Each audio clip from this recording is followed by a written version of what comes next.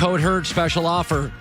Breathable foams, Casper.com, code HERD. Played for a decade and a half in the NBA, including that championship Warriors team, and I'll get to that in a second with Matt Barnes.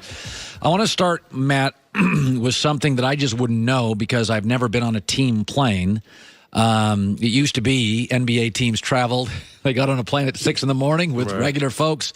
And then about 15 years ago, they moved into team planes. So there's a story today about the Lakers' dysfunction.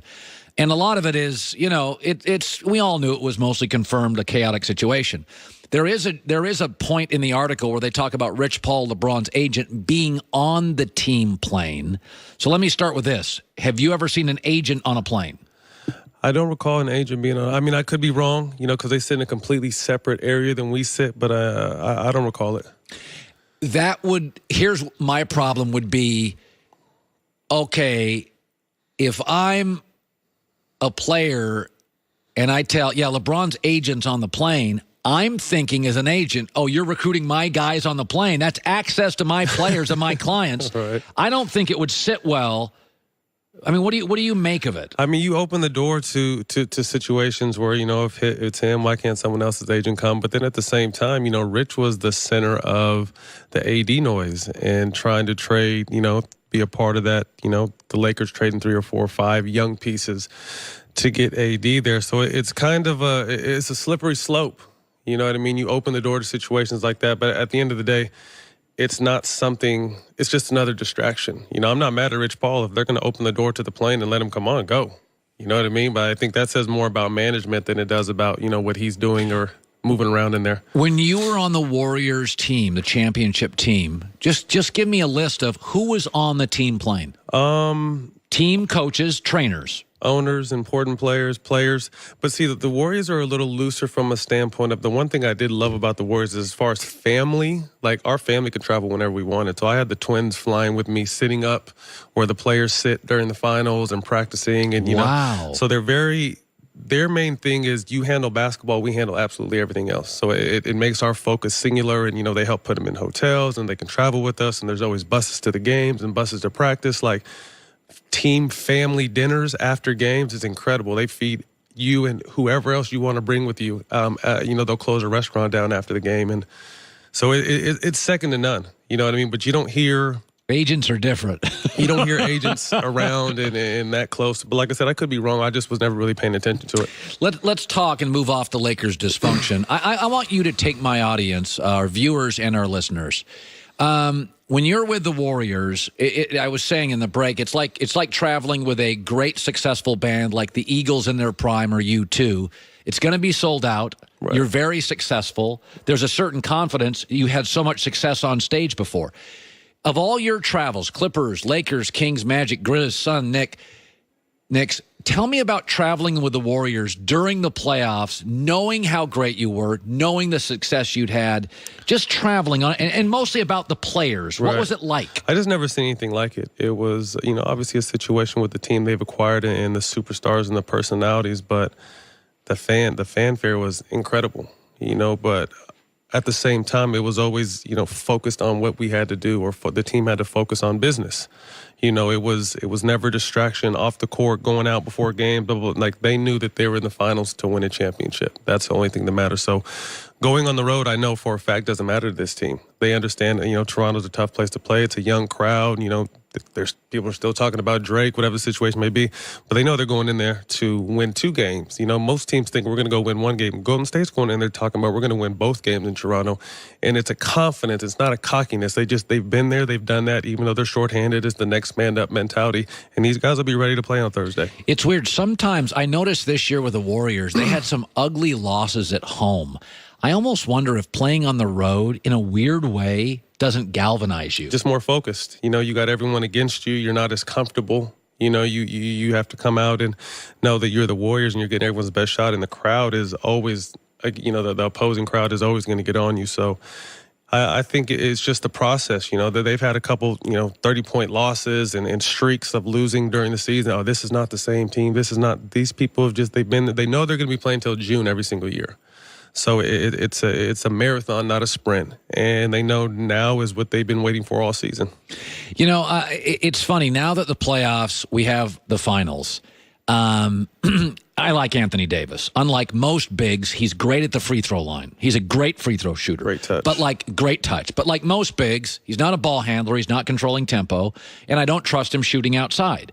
And I watch Giannis get marginalized. And I watch him go. And I've seen this with Duncan. I've seen it with Shaq. I've seen it with all the greats. Yet in these postseason free throw moments, I just don't trust him. And it's not that I'm anti-bigs. But could I make the argument, Karl Anthony Towns, Rudy Gobert, Anthony Davis, Giannis, there's a little shine off it when you watch Giannis get kind of pushed around by Kawhi, Kawhi be so trustable late, Giannis really erode the line. I'm not anti-bigs, but I wonder if when you look at Anthony Davis today, do I say to myself, yeah, I've seen that act in the playoffs. That thing's not getting past the second round. Like, would you still want a Bradley Beal or an Anthony Davis given a choice if you were the Lakers? See, I'm a Beal guy. That's a tough call. That's a real tough call because Beal's really come into himself, since Wall's been down and shown that he's really been able to almost carry that team. Yes. It's definitely shown. But I like Anthony Davis if he can stay healthy. Because I think that, the things you mentioned, you don't trust him with his ball handling. I know he works very hard on that in shooting, and I know that's something he works very hard on. To me, he can hurt you in several different ways. Attacking similar to Giannis, being able to throw the ball down on the block to him, pick and pop. And like I said, he's working on his three-point shot. And I think that's what hurt Giannis down the stretches. Once they clogged that paint up and put Kawhi, made it, elbows and shoulders for the defense, he didn't have anywhere to go. He didn't have a mid-range to one-dribble pull-up to go to or a pick-and-pop three. Although he hit a couple threes, you can tell he's not very confident with it. He wants to get to the basket every time if he can. Giannis is still a piece, even though he was dominant. Oh, yeah, he's still a work in progress. Yes. He's going to be tremendous. And when I said the other day, last time I was on Fox, I think I said he's a star becoming a superstar. And people are like, what are you talking about? He's an MVP. But he's still not to where he's going to be. When he's there where he's going to be, he'll be a superstar, probably the best player on the planet when it happens. But when he develops the rest of his game, that's what I meant. Not taking anything from him because he's probably going to be the MVP this year. He's still a work in progress, and it's scary how good he's going to be. I think this is actually, I said the other day, this reminds me of a little Dallas Mavericks against the Heat. Toronto does have some ingredients that work. Good coach, bunch of crafty veterans. They're not going to be intimidated by the moment. And a superstar. So there's no indecision. All right, who's taking the shots? Right. That's a lot of Dallas, Dirk, Rick Carlisle.